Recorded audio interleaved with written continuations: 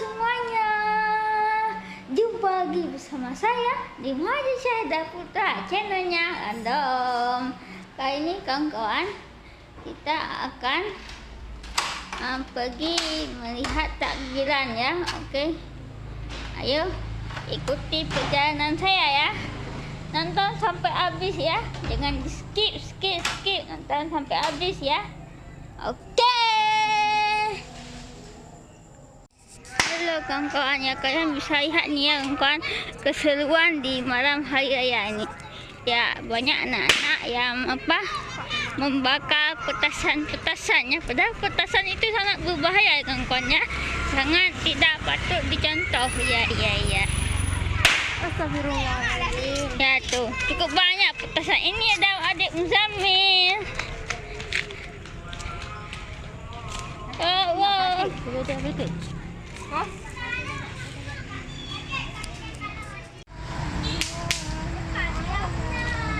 Bang Di bawa puno. Bang Di. Nampak lewat. Ada yang lebih warna dia. Nak baca mas. Oh, ramainya kawan-kawan ya. Ramai kali. Banyak kali ya motor, mobil di malam hari ya.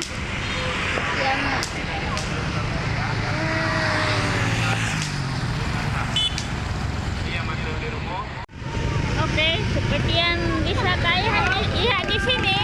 Di sini transportasinya kawan-kawan lagi macet ya, karena lagi takbir. Itu dia. Mobilnya.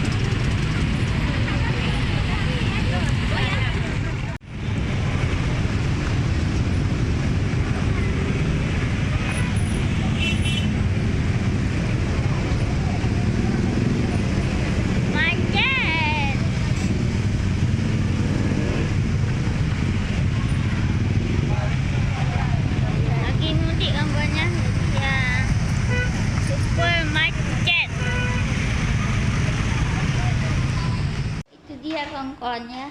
Kemacetan yang super macet menjelang lebaran esok hari. Okey? Jadi terima kasih sudah nonton video kali ini dan sampai jumpa di next video selanjutnya.